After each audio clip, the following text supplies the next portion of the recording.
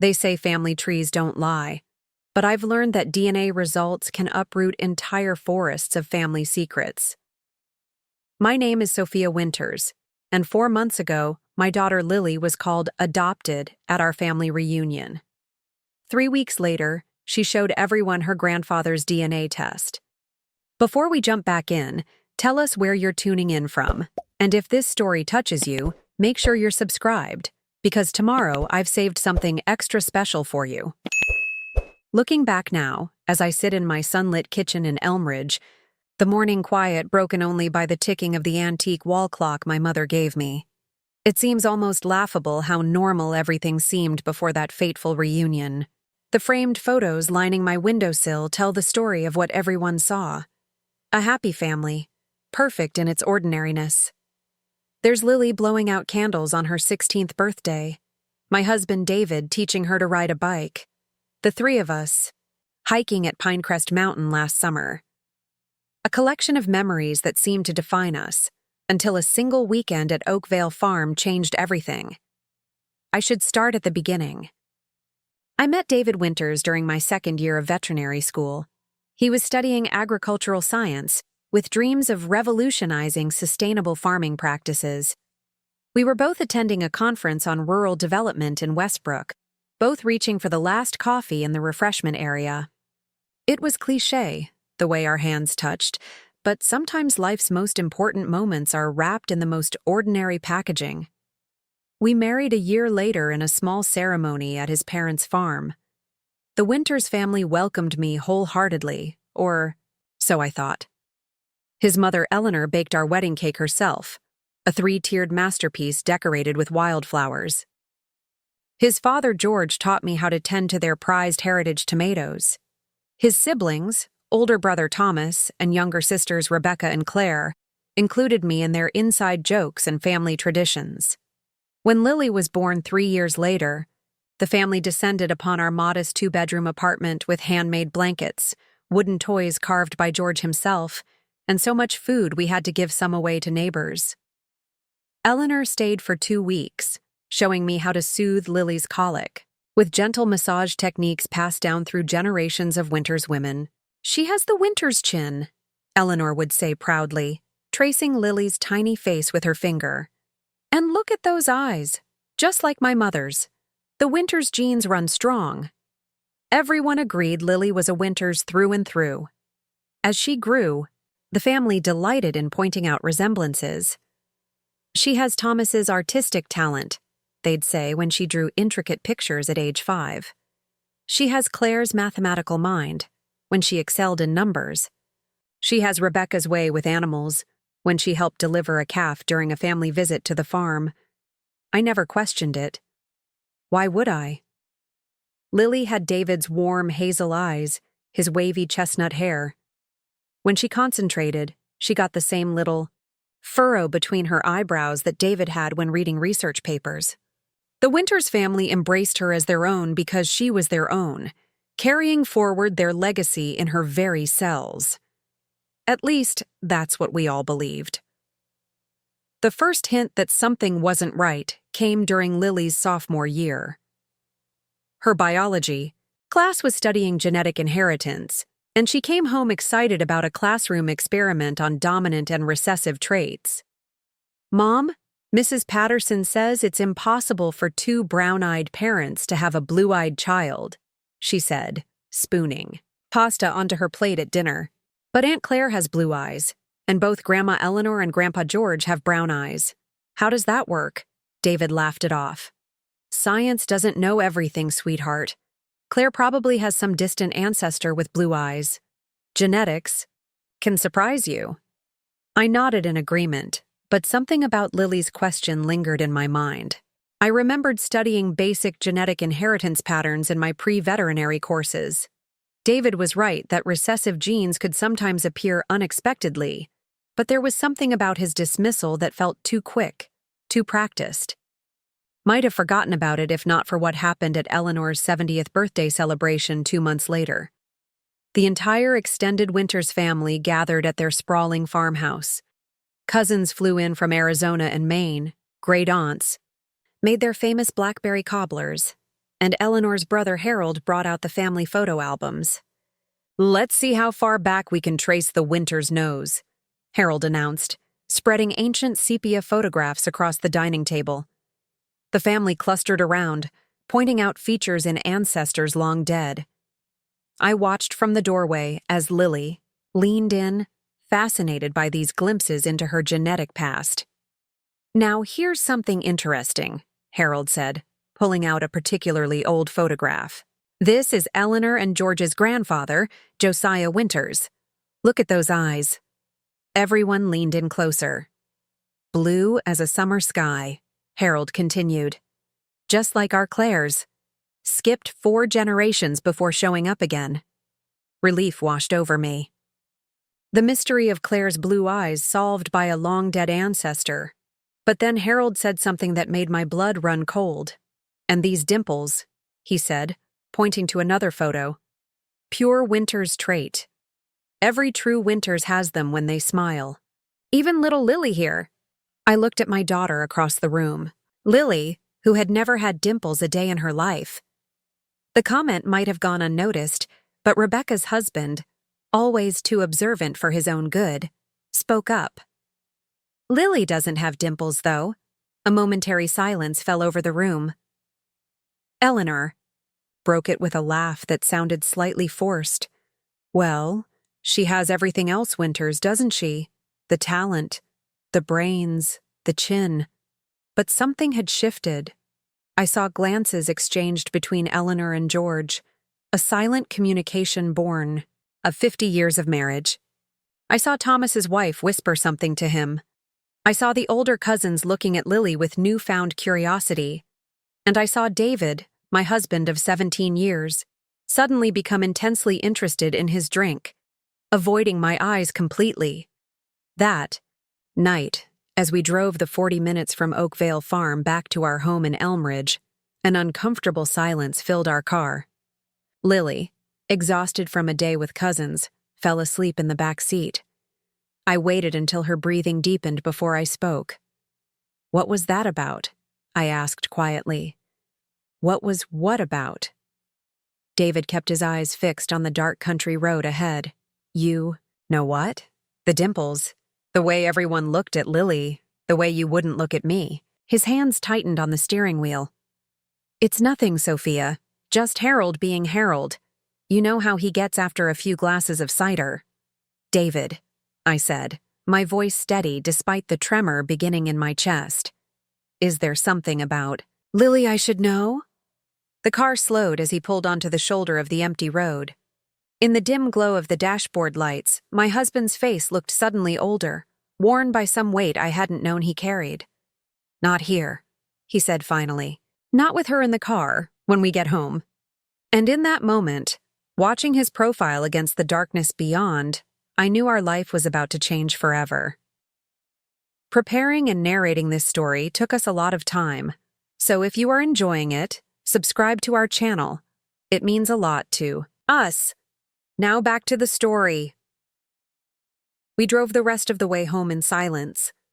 After putting Lily to bed, I found David in our bedroom, sitting on the edge of the bed, his head in his hands. I stood in the doorway, my heart hammering against my ribs. "Tell me," I said simply. David looked up, his eyes red-rimmed. "I don't know where to start." "The beginning would be good," I replied, trying to keep my voice steady. "Or you could start by explaining why Harold's comment about dimples made everyone look at our daughter like she was a stranger." He patted the bed beside him. I remained standing. "Sophia, you have to understand," he began. "Understand what, David? That you've been keeping secrets about our daughter? Our family?" He flinched at the word our. That tiny reaction sent a chill through me. "Is Lily adopted?" I asked bluntly. "Is that what this is about?" "No," he said quickly. "No, she's not adopted. She's—" He trailed off, looking up at me with pleading eyes. "She's my daughter." The emphasis on my wasn't lost. On me. I felt the floor shift beneath my feet. "But not mine," I finished for him. "Is that what you're saying?" That I'm not Lily's biological mother? David stood up, reaching for me. Sophia, please. I stepped back. Just tell me the truth. All of it. Now. He sank back onto the bed, defeat, evident in the slump of his shoulders. It was before we met. I had a brief relationship with someone during my first year of grad school. It ended badly. I didn't know she was pregnant when we broke up. She contacted me 8 months later, just days before giving birth. She said she wasn't ready to be a mother, that she was giving the baby up for adoption. I leaned against the doorframe for support. And you decided to take the baby instead. He nodded. I couldn't bear the thought of my child being raised by strangers. My parents helped me. We arranged a private adoption through a lawyer they knew. Everything was legal, but... He hesitated. But what? But when I met you a year later, Lily was already the center of my world. I was a single dad struggling to finish my degree, and you were so amazing with her from the first day. She was barely walking when you came into our lives. You became her mother in every way that matters. Except biologically, I said, the words bitter on my tongue. I was going to tell you, David insisted, before we got married. But then you started talking about adopting her officially, and I thought it was better to let you believe she was already yours, that we were already a family. So you lied. For 16 years you lied. The enormity of his deception was beginning to sink in. And your family? They all know? He nodded miserably. My parents helped me when Lily was born. My siblings found out later. So I'm the only one who didn't know. The betrayal cut deep, not just from David, but from the entire Winters family. People who had hugged me, welcomed me, shared holidays, and heartaches with me, all while keeping this secret. 16 years of family gatherings, and everyone but me knew the truth. They love you, Sophia. We all do. It just became harder to tell you as time passed. What would it have changed? You're Lily's mother in every way that counts. I laughed, a harsh sound that surprised even me. What would it have changed? Everything, David. It would have changed everything. I had a right to know. And Lily... I stopped abruptly as a terrible thought struck me.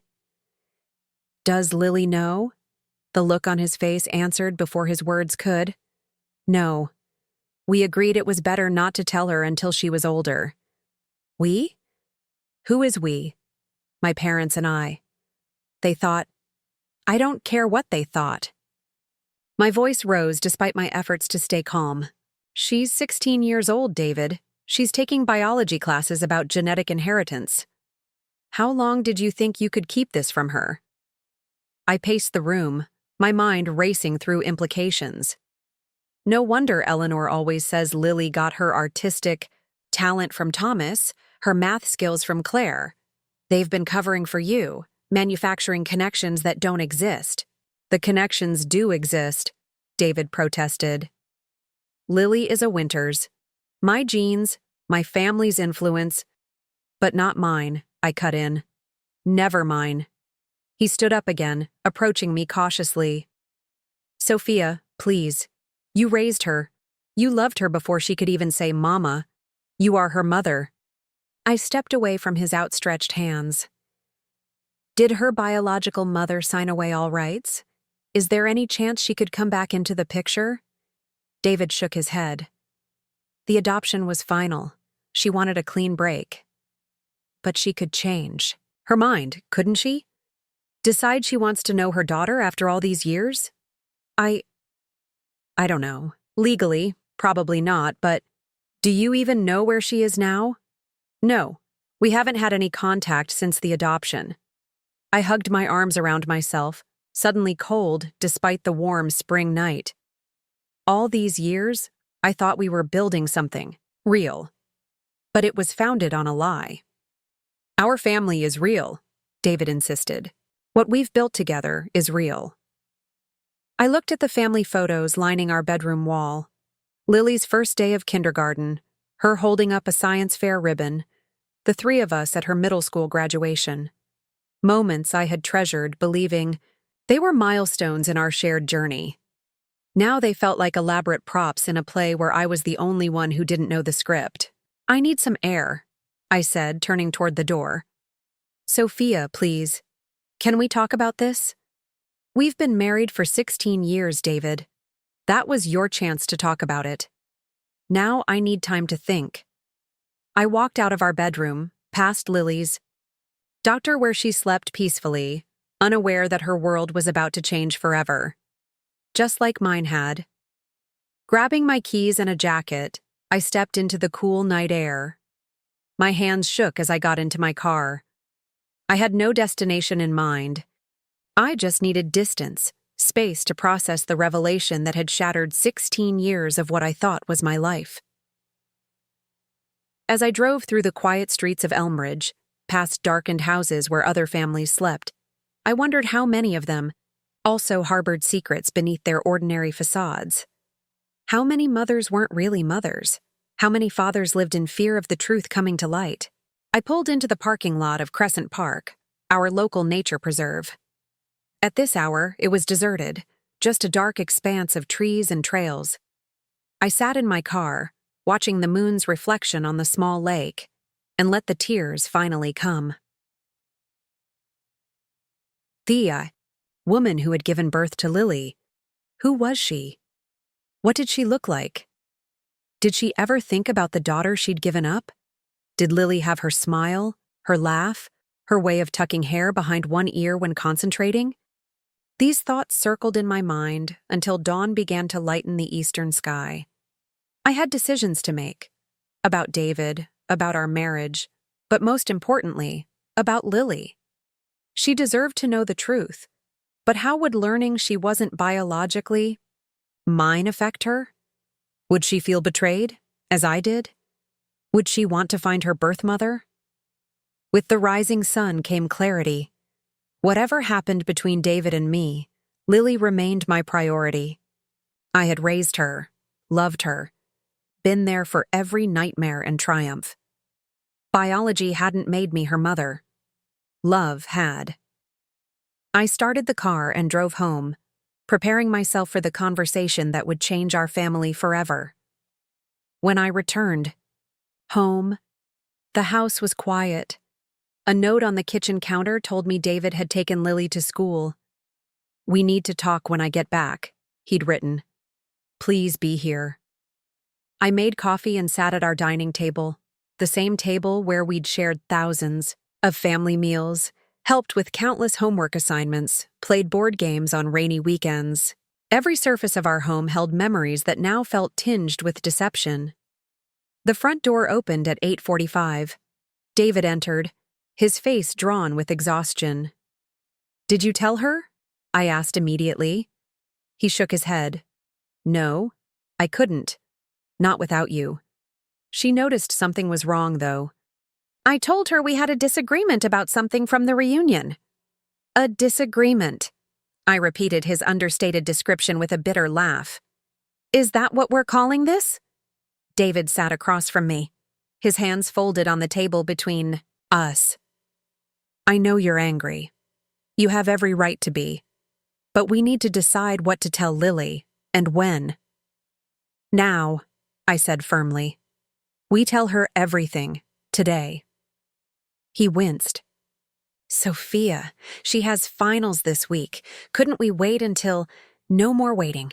No more convenient excuses. 16 years is long enough." David looked down at his hands. "You're right. We'll tell her tonight." He hesitated. "But what exactly are we telling her? That I lied about her parentage? That could devastate her relationship with me." "The truth, David. All of it. Including the fact that everyone in your family knows except her and me." I took a deep breath. "And including whatever you know about her biological mother?" His head snapped up. "Why would we tell her about Victoria? She signed away her rights. She didn't want to be found." Something in his reaction made me pause. "Victoria, you said you had no contact with her after the adoption." "I don't. I haven't. Then why does saying her name make you look like that? What aren't you telling me, David? He ran a hand through his hair, a nervous gesture I'd seen countless times over our years together. It's nothing. I haven't said her name out loud in years. I studied him carefully. After 16 years of marriage, I knew when he was holding something back. Is there something else about Victoria that I should know? Something that might affect Lily? The silence stretched between us, thick with unspoken words.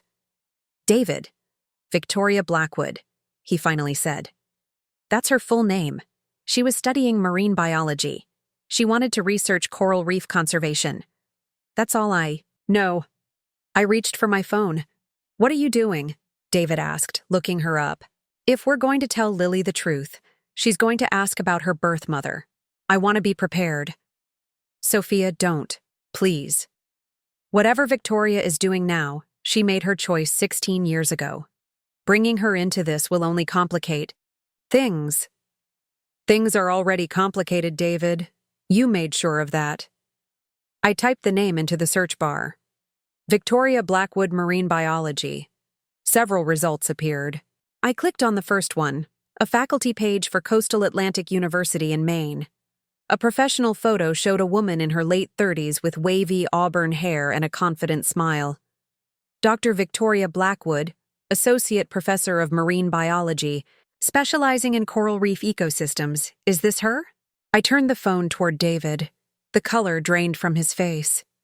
Yes. I scrolled through the page, reading her impressive credentials. Published in multiple scientific journals. Led expeditions to study endangered coral species. Received a prestigious grant last year for her conservation work. She seems successful, I said, my voice carefully neutral. Did you know she became a professor? David shook his head. I told you, we haven't had any contact, I continued reading. It says she joined the faculty at Coastal Atlantic 8 years ago, after completing her PhD at Scripps Institution of Oceanography. I paused, looking up at him. That's only about 4 hours from here. What are you suggesting? David asked, an edge creeping into his voice. I'm not suggesting anything. I'm pointing out that Lily's biological mother has been living relatively close by for nearly a decade. Don't you find that interesting? It's a coincidence, he insisted. Maine is hardly next door. I returned to the search results, clicking through links. A professional paper, a conference speaker bio, and then a local news article from Harborview, Maine, dated 3 years. Lidoson Marine Biologist Advocates for Coastal Protection Act at Town Hall meeting. The article included another photo, this one showing Victoria at a podium. She was gesturing passionately, making a point about environmental protection. And on her left hand, clearly visible, was a wedding ring. She's married, I said. David didn't respond. I continued searching, finding a more recent article about a community science program she'd started for local high school students.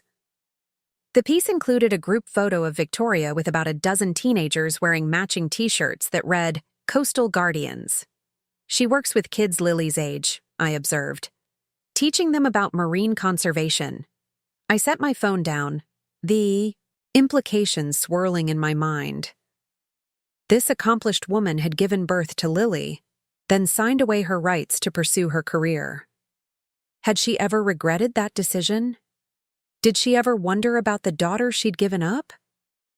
We should focus on telling Lily about us, David said, interrupting my thoughts. About how you raised her. Victoria isn't part of her life. But she could be, I said quietly. If Lily wants to know her. David stood abruptly. This is exactly why I didn't want to do this. You're already thinking about connecting them, aren't you? Lily is our daughter, Sophia. Ours. She's her own person, David. And she deserves to know where she came from. All of it. The front door slammed as Lily arrived home from school. We both froze, staring at each other across the kitchen table. The moment we'd been dreading and preparing for had arrived. Mom? Dad? Whose car is that in the driveway? Lily. called from the entryway. I frowned, not understanding. We only had 2 cars and both were in their usual spots. David and I walked to the front of the house. Through the window, I could see an unfamiliar black SUV parked behind my sedan. The doorbell rang. "I'll get it," Lily said, already reaching for the handle. "Wait!" David started, but too late. Lily opened the door to reveal Eleanor and George Winters standing on our porch, their faces grave. "Grandma! Grandpa!" Lily exclaimed. "What are you doing here?" "We need to speak with your parents," Eleanor said, her eyes finding David's over Lily's shoulder. "It's important." "What's going on?" Lily asked, looking between her grandparents and us. "Dad, you've been acting weird since the reunion, and now Grandma and Grandpa show up out of nowhere? Is someone sick or something?" "No, honey," I said, stepping forward. "No one's sick, but we do need to have a family discussion." "About what?" The suspicion in her voice made my heart ache. Eleanor straightened her shoulders. "About the past, dear, and about who you are." In that moment, I knew our carefully planned conversation with Lily was about to spiral completely out of our control.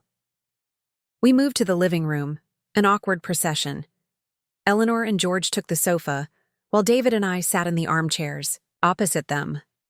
Lily remained standing, her backpack still slung over one shoulder, suspicion evident in her stance. "Can someone please tell me what's going on?" she demanded. Eleanor glanced at David. "We thought you would have told her by now." "Told me what?" Lily's voice rose. "Why is everyone being so weird?" David stood, approaching Lily with his hands slightly raised as if calming a frightened animal. "Lily, sweetheart, there's something we need to explain to you, about our family." "Why don't you sit down?" I suggested gently. "I don't want to sit down," she replied, gripping the strap of her backpack tighter. "Just tell me." David looked at me helplessly. This wasn't how we'd planned it. Not with his parents here, not with everyone tense and defensive. But there was no turning back now. "Lily," I began, "you know we love you more than anything in the world. Nothing will ever change that." Her eyes widened. "Are you guys getting a divorce? Is that what this is about?" "No," David said quickly. "It's not about our marriage. It's about how our family came to be." Eleanor cleared her throat. "Perhaps I should explain." She patted the sofa beside her.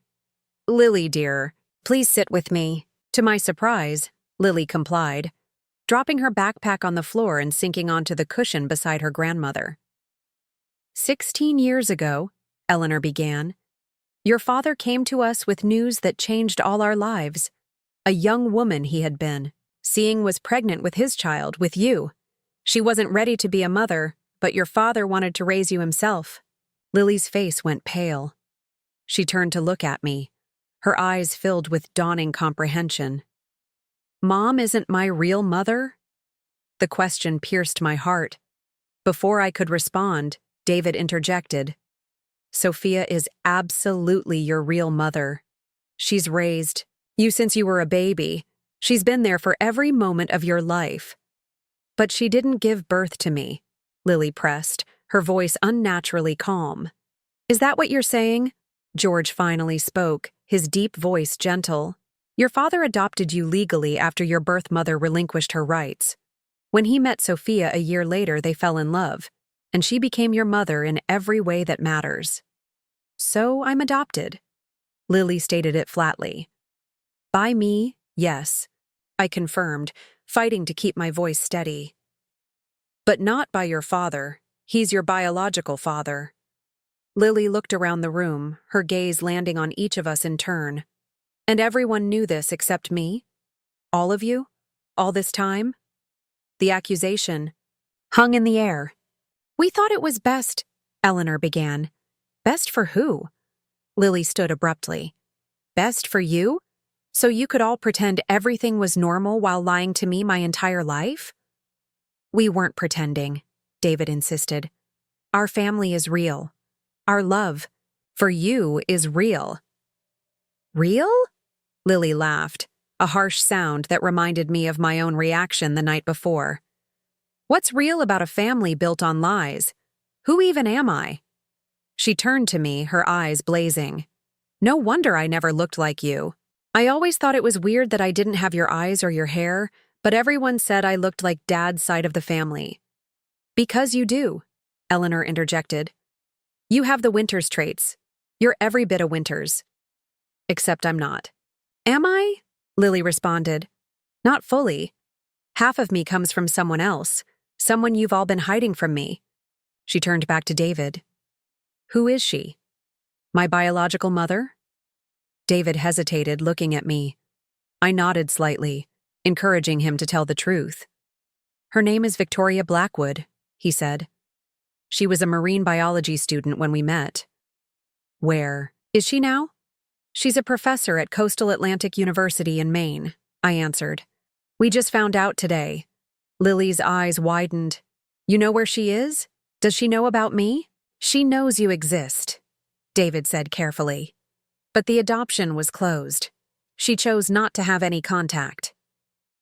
Lily sank back onto the sofa, the information visibly overwhelming her. "I want to see a picture of her." I handed her my phone, open, to the faculty page I'd found earlier. Lily stared at the image of Victoria, her face unreadable.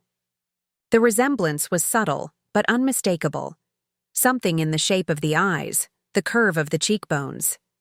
"She looks like me," Lily whispered.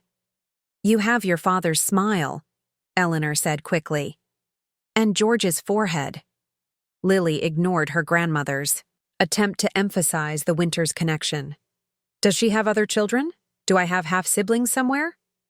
"We don't know," David admitted. "We haven't had any contact with her since the adoption." Lily continued scrolling through the search results on my phone, hungrily absorbing every detail about the woman who had given birth to her. "She studies coral reefs," she murmured. "I did my science project on ocean acidification last year. The coincidence wasn't lost on any of us. Nature or nurture? How much of who Lily was came from genetics versus her upbringing?" "Why are you here?" Lily suddenly asked her grandparents. "Did you come to make sure everyone stuck to the story?" Eleanor looked stricken. "No, darling. We came because we care about you. When David told us about the conversation at the reunion, about Harold's comment about the dimples, we realized the truth might come out in a hurtful way. We wanted to help." "Help who?" Lily challenged. "Me? Or Dad? Or yourselves? Because now the big family secret is out, and I'm supposed to what? Pretend I'm fine with being lied to for 16 years? "We never meant to hurt you," George said. "We thought we were protecting you." "From what? From knowing who I really am?" Lily stood again, grabbing her backpack. "I need to be alone." "Lily, please." David reached for her arm, but she pulled away. "Don't," she said, her voice breaking. "Just don't. I can't talk to any of you right now." She ran up the stairs, her footsteps thundering on the wooden treads. A moment later, her bedroom door slammed shut. The four of us sat in stunned silence. "Well," Eleanor finally said, "that could have gone better." "Better?" I echoed incredulously. "You think? You just waltzed in here and dropped a bomb on her life without any warning or preparation." "We were trying to help," George insisted. "By taking control of the situation," I countered. "Just like you've always done, making decisions about Lily's life without consulting anyone but yourselves." David sighed heavily. "This isn't helping. What's done is done. We need to focus on Lily now." "She'll come around," Eleanor said confidently. "She just needs time to process. She's a Winters, after all. We're resilient." I bit back a retort about Lily being half Blackwood. Starting another argument wouldn't help anyone, least of all Lily. "I think you should go," I said instead, standing up. "Lily needs space, and frankly, so do we." Eleanor looked wounded, but George nodded, rising from the sofa. "Of course. We'll check in tomorrow." He touched his wife's shoulder, prompting her to stand as well. As they gathered their coats, Eleanor turned to David. "You'll call us if she needs anything? If either of you do?" David nodded mechanically. "Yes, Mom, we'll call." After they left, David and I stood in the silent living room, the weight of the afternoon's revelations pressing down on us. "I should go talk to her," David said, glancing toward the stairs. "Give her some time," I advised. "She's had a lot thrown at her." He nodded, then looked at me with tired eyes. "What about us, Sophia? Where do we go from here?" It was the question I'd been avoiding since last night's revelation. What did this mean for our marriage? For our family? "I don't know," I answered. "Honestly. Right now, Lily has to be our priority. Everything else." I trailed off, unable to finish the thought. Upstairs, we heard Lily's bedroom door open. We both froze, listening as her footsteps moved down the hall to the bathroom. The water ran briefly, then stopped. Her door closed again. At least she hadn't run away. That was something. A small mercy in a day that had offered few. Dinner that. Night was a silent affair. Lily emerged from her room only after repeated coaxing, picking at her food without making eye contact. David attempted conversation several times, asking about her physics test, mentioning an upcoming movie she'd wanted to see, but each effort was met with monosyllabic responses or silence. After clearing the dishes, I found Lily in the backyard, sitting on the old wooden swing her father had hung from the maple tree when she was 7. The evening light cast long shadows across the grass as she pushed herself gently with one foot, staring at nothing. I approached cautiously, giving her plenty of space to send me away if she wanted. "Can I join you?" She shrugged, neither welcoming nor rejecting me. I took a seat on the bench nearby. "I know you're angry," I began. "I'm not angry," she said, surprising me. She struggled to find the word. "Confused. Like someone took the puzzle of my life and threw half the pieces away, then replaced them with pieces from a different puzzle." The metaphor struck me with its precision. That was exactly how I felt too. "I get that," I said. Lily looked at me directly for the first time since the revelation. "Do you? Because you knew who you were. You knew where you came from. You just didn't know about me." "I thought I knew who I was in relation to you," I corrected gently. "I thought I was your biological mother. Finding out I'm not, it changes things. For me, too." She considered this, pushing herself higher on the swing. "But you're still you. I don't even know who I am anymore." "You're still Lily," I said. "You're still the girl who loves spicy food and hates getting up early. You still play the piano beautifully and have an uncanny ability to remember song lyrics. You're still terrible at keeping your room clean and amazing at explaining complex ideas. None of that has changed. But where did it come from?" she pressed. "My love for music, is that from her? From Victoria? My terrible sense of direction, is that from Dad? How am I supposed to know which parts of me are me and which parts are just genetics?"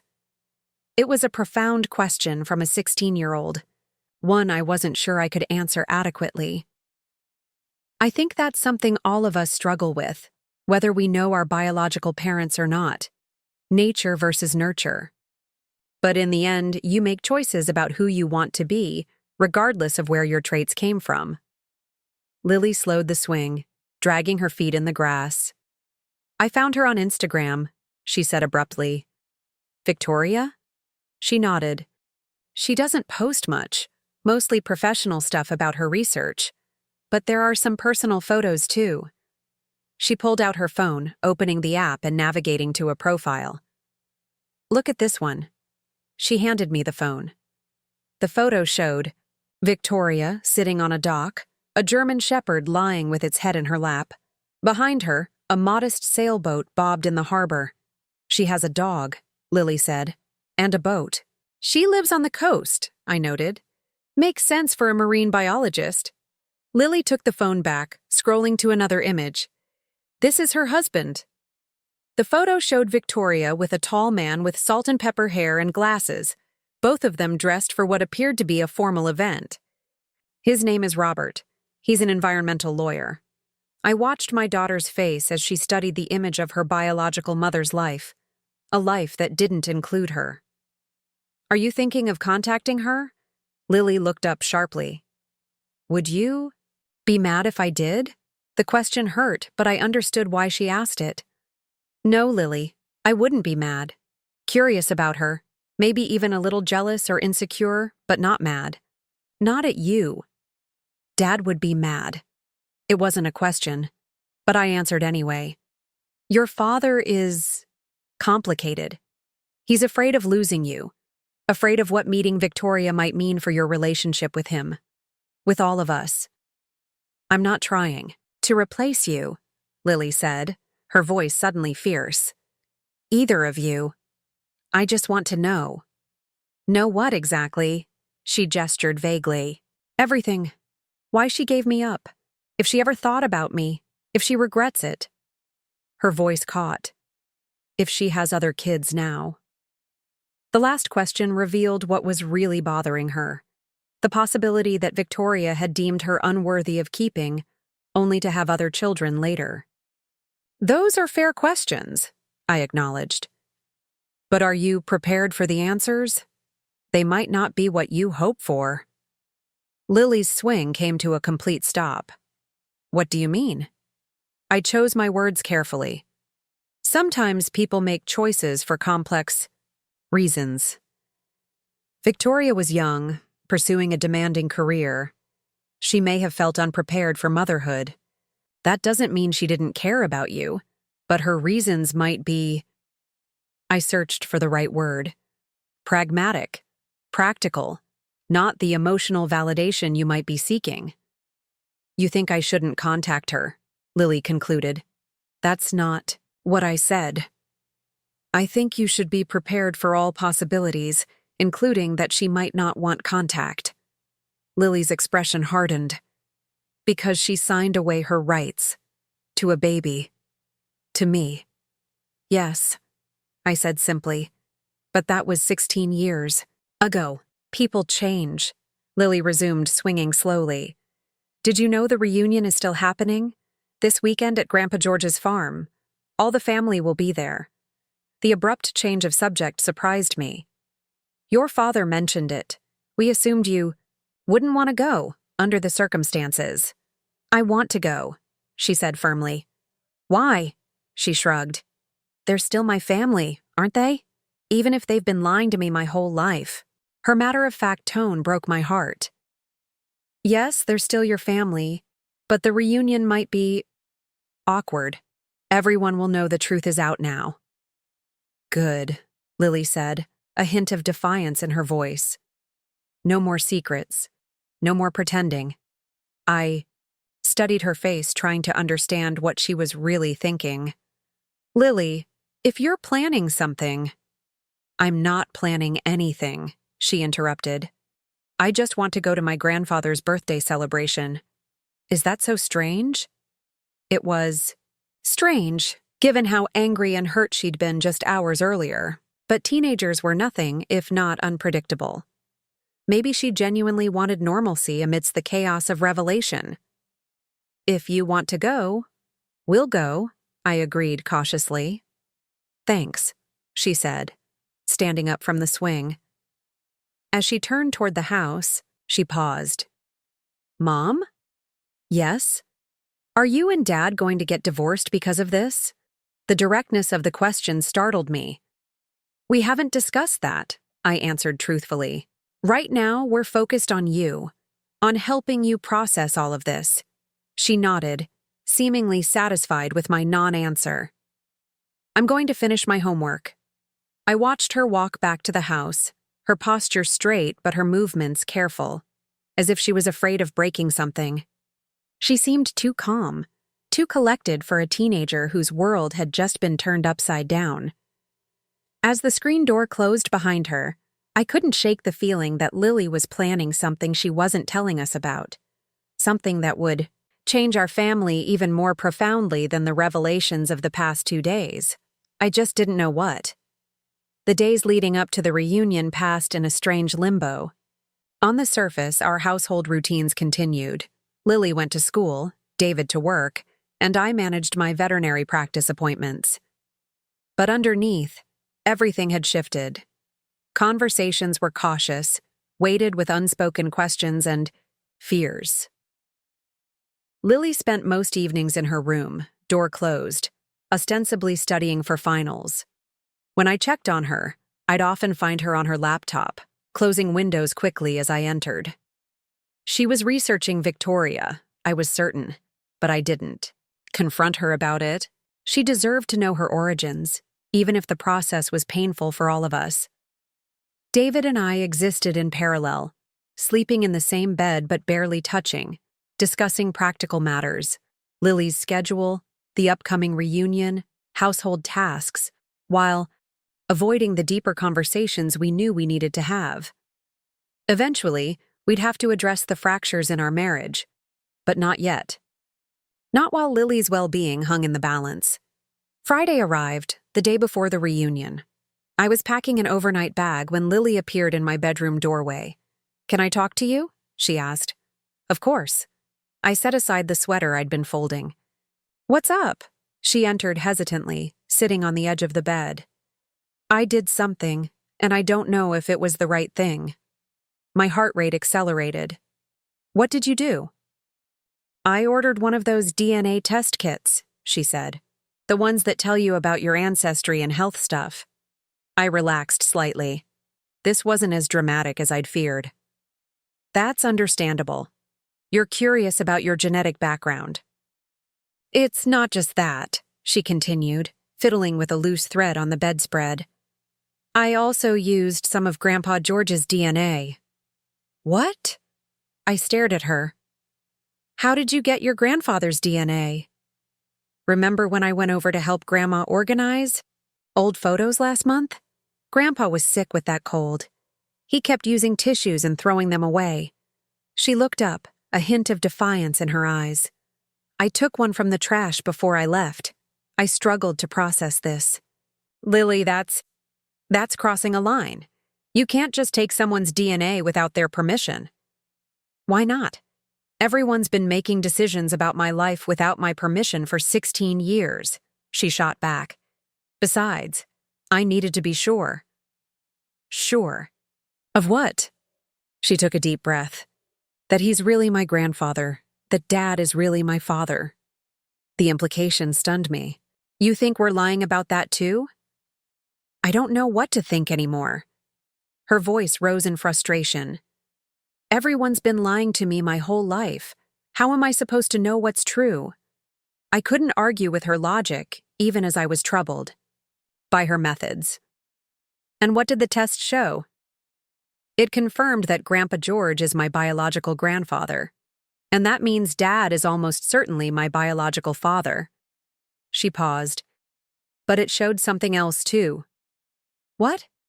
"I have a half-sister." The world seemed to tilt beneath me. "A what?" "A half-sister," Lily repeated. "The DNA test matched me with someone who shares enough DNA to be a half-sibling. Someone on my maternal side, since we know my paternal side now." "Victoria has another daughter," I whispered. Lily nodded. "Her name is Emma. She's 14, lives in Portland, Maine." "Have you contacted her?" "Not yet, but I found her on social media. She looks like me." Lily pulled out her phone, opening an app and passing it to me. The profile showed a smiling girl with the same heart-shaped face as Lily, the same wide-set eyes, though Emma's were blue where Lily's were hazel. "Does she know about you?" I asked, handing the phone back. "I don't think so. Her profile is pretty normal teenager stuff. Nothing about being adopted or having a half-sister." The implications were enormous. Victoria had kept this child, born just 2 years after giving Lily up for adoption. She had chosen motherhood after all. just not motherhood with Lily. I'm going to tell everyone at the reunion, Lily said abruptly. Tell them what? About the DNA test, about Emma, about all of it. Her jaw was set in a determination I recognized. The same expression David got when he'd made up his mind about something. Lily, I understand you're angry, but is this really the way you want to handle it? At your great-grandfather's birthday celebration? Why not? They were all fine with announcing. I wasn't really part of the family at a celebration. Why should I care about their feelings now? Who said you weren't part of the family? I asked, genuinely confused. Uncle Harold. At the reunion planning meeting. He said adopted family members weren't invited because it was for blood relatives. Only. Her voice was bitter. Grandma Eleanor told him I wasn't adopted, that I was Dad's biological child. That's why she and Grandpa came over. They were afraid Harold would say something at the reunion and upset me. So that was it. Eleanor and George hadn't come out of concern for Lily's right to know the truth, but to prevent an embarrassing scene at the family gathering. My already low opinion of their motivations sank further. That doesn't make it right to use the reunion for revenge, I said gently. It's not revenge, Lily insisted. It's truth. Isn't that what everyone keeps saying is so important? The truth? I sighed, recognizing the paradox we'd created. We couldn't insist on honesty while simultaneously asking her to keep secrets to protect other people's feelings. Have you told your father about the DNA test? About Emma? She shook her head. I wanted to tell you first. Why? Because she hesitated. Because I knew you'd listen. Really listen, not just tell me what to do or how to feel. Her words warmed something in me that had been cold since the night of the revelation. Whatever else had happened, whatever lies had been told, the bond between Lily and me was real. It wasn't built on biology, but on 16 years of trust, of midnight fevers and skinned knees, of homework help and heart-to-heart talks. What do you want to do about Emma? I asked.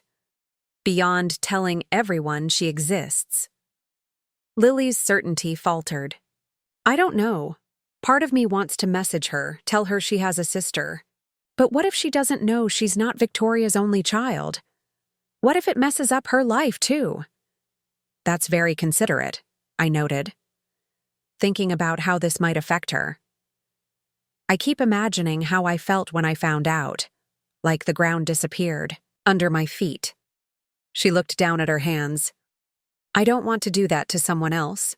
Her empathy, even in the midst of her own pain, made my heart swell with pride. This was my daughter. Biology be damned. Maybe there's a middle path, I suggested, between keeping secrets and causing chaos. Like what? Like talking to Victoria. First. Adult to adult. Finding out what Emma knows, what she doesn't, before making contact. Lily considered this. Would you help me do that? Talk to Victoria? The request surprised me. If that's what you want, yes, I'll help you. I want to know why, she said, her voice small. Why she kept Emma but not me. It was the core question, the one that had been haunting her since she'd discovered Emma's existence.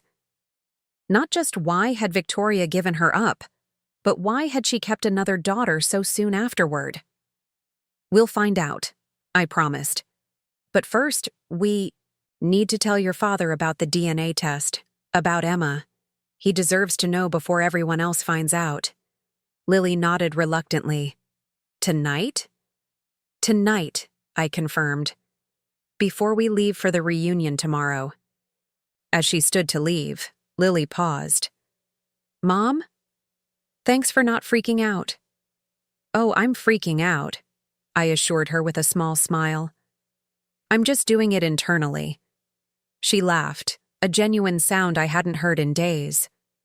Good to know. After she left, I sat on the bed, processing the bombshell she'd dropped. A half-sister, a DNA test, a confrontation brewing at the family reunion. And somewhere in Maine, a woman who had given birth to my daughter, only to have another child she chose to keep. The ground wasn't just shifting beneath our family anymore. It was breaking apart completely. The Winters family reunion was in full swing when we arrived at Oakvale Farm the next day. Cars lined the long gravel driveway, and colorful balloons marked the entrance to the large red barn that had been converted into an event space years ago. A banner across the barn doors proclaimed, "Happy 90th birthday, Grandpa Harold." David had been quiet during the drive, still processing Lily's revelation about the DNA test and Emma. He'd taken the news better than I'd expected, though I caught the flash of hurt in his eyes when he realized Lily had confided in me first. Some wounds would take time to heal. "Are you sure you want to do this?" he asked Lily as we parked. "We can still turn around, go home. No one would blame you." "I'm sure," she replied, her voice steady. "I need to do this." We entered the barn, to find it transformed. Fairy lights hung from the rafters, tables covered in white cloths dotted the periphery, and a dance floor had been set up in the center. Family photos spanning generations decorated the walls, a visual timeline of the Winters legacy. I wondered how many secrets those smiling faces held. Eleanor spotted us immediately, hurrying over with forced brightness. "You came. I wasn't sure you would." She hugged Lily, who stood stiffly in her grandmother's embrace. "Everyone's here. Even Cousin Margaret flew in from Arizona. And the cake is magnificent. 5 tiers, one for each decade of Dad's life." Her nervous chatter continued as she led us deeper into the celebration. Relatives approached cautiously, clearly uncertain how to interact with us in the wake of the revelation. Some offered awkward hugs, others merely nodded from a distance. The divide was palpable, those who knew the secret and had kept it, and us, the ones who had been kept in the dark. Lily surveyed the room, her eyes eventually finding Harold, the great-grandfather whose offhand comment about dimples had started this cascade of revelations. He sat in a wheelchair near the center of the room, receiving well-wishers with regal dignity despite his frail appearance. "I want to talk to him," Lily said. "Lily, maybe now isn't," David began. "Now is exactly the time," she cut him off, already. Moving toward Harold, we followed, exchanging worried glances. This wasn't the dramatic confrontation I'd feared, but Harold was still the man who had declared adopted family members unwelcome at this very event. "Great-grandpa," Lily greeted him, her voice carrying in the suddenly quiet space around us. Those nearby had noticed our approach and were watching with undisguised curiosity. "Lily," Harold's weathered face creased into a smile. "You look beautiful, dear. So grown up." "Thank you," she replied. "I wanted to wish you happy birthday. 90. Years is quite an accomplishment." "Indeed it is," he agreed, "though some days it feels like twice that." Lily reached into her purse and pulled out an envelope. "I brought you a gift, something special." Harold accepted it with arthritic hands. "You didn't need to do that. Your presence is gift enough." "I think you'll find this interesting," Lily insisted, watching intently as he opened the envelope. Inside was a printout, the results of the DNA test she'd conducted. Harold squinted at it, confusion evident. "I don't understand," he said. "What? Is this?" "It's a DNA test," Lily explained, her voice clear and composed. "Showing that you're my biological great-grandfather. And also," she pointed to a specific section, "showing that I have a half-sister named Emma, who lives in Maine with my biological mother, Victoria." A collective gasp rippled through the growing crowd of relatives who had gathered to witness the exchange. Harold looked up, bewilderment giving way to understanding. "You know?" he said simply. "Yes," Lily confirmed. "I know that my mother isn't my biological mother. I know that everyone in this room has been lying to me my entire life. And I know that some people," her eyes flicked briefly toward Harold, "didn't think I belonged at this reunion because I wasn't a real Winters. That's not, Harold began.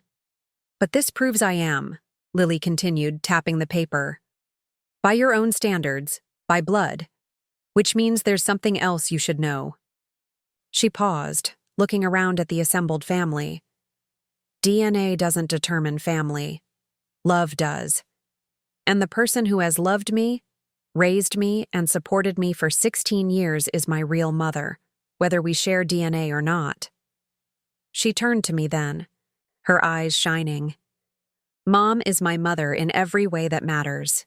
The simple declaration made before the entire family brought tears to my eyes. After days of uncertainty, of wondering if our relationship had been irrevocably damaged, Lily was publicly affirming our bond. Harold cleared his throat. Lily, I owe you an apology. My comment about blood relatives was thoughtless and wrong. Family is indeed more than genetics. He looked around at the gathering. A lesson some of us would do well to remember. His acknowledgement seemed to break some invisible tension in the room. Conversations resumed, though now with a different quality, less artificial, more genuine. Eleanor approached, her expression a mix of relief and lingering anxiety. Well, she said, clearly struggling for words, I suppose we should start the dinner service. The caterers are waiting. In a moment, Lily said. She turned to David. Dad, there's something else I need to tell everyone. She took a deep breath. I've decided to contact Victoria.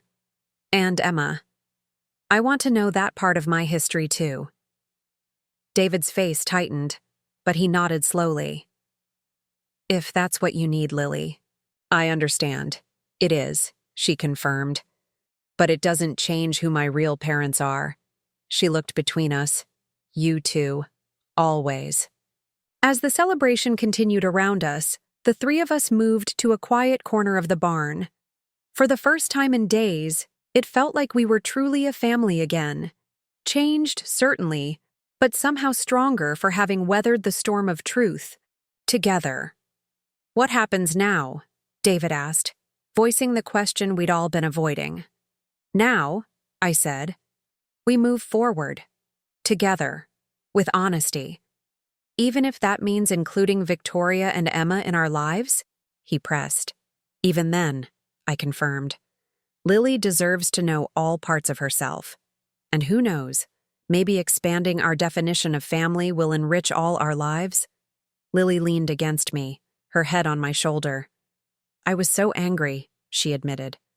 I wanted to make everyone feel as bad as I did. That's why I brought the DNA test today. I know, I said. But when I saw Great-Grandpa Harold, so old and frail, I realized I didn't want revenge. I just wanted acknowledgement, recognition of the truth. And you got it, David noted. In front of everyone. Lily nodded. It feels better. Not perfect, but better. From across the room, Eleanor called for everyone's attention. It was time for the birthday toast, for the celebration to formally begin. As we rejoined the gathering, I noticed something had changed in how the family looked at us, at Lily. The sidelong glances of curiosity or pity had been replaced with something like respect. She had faced the truth head-on, demanded recognition, and in doing so had shown more courage than many of the adults around her who had hidden behind comfortable lies for years. Later that night, as we drove home under a canopy of stars, Lily fell asleep in the back seat, exhausted from the emotional day. David reached across the console and took my hand. We're going to be okay, he said. Not quite a question, but not quite a statement either. I squeezed his hand, watching the road unfurl before us in the headlights. Yes, I agreed. Different, but okay. And for the first time since Harold's comment about Dimples had unraveled our family narrative, I believed it. The road ahead would be complicated. Contacting Victoria, introducing Lily to Emma, rebuilding trust within our marriage and our extended family. But the foundation was there, stronger perhaps for having been tested by truth. They say family trees don't lie, but I've learned that DNA results are just the beginning of the story. The true map of a family isn't found in genetic markers or blood types, but in the choices we make every day to love one another, to forgive, to grow together even when the ground shifts beneath our feet. Lily had shown her grandfather's DNA test at the family reunion, but what she'd really revealed was something far more profound: that family, real family, transcends biology. It's built choice by choice, day by day, through love that persists even when the narrative changes, even when the truth hurts, even when the path forward isn't clear. That kind of love doesn't show up on any test results, but it's the only kind that truly matters. Up next, you've got 2 more standout stories right on your screen. If this one hit the mark, you won't want to pass these up. Just click and check them out.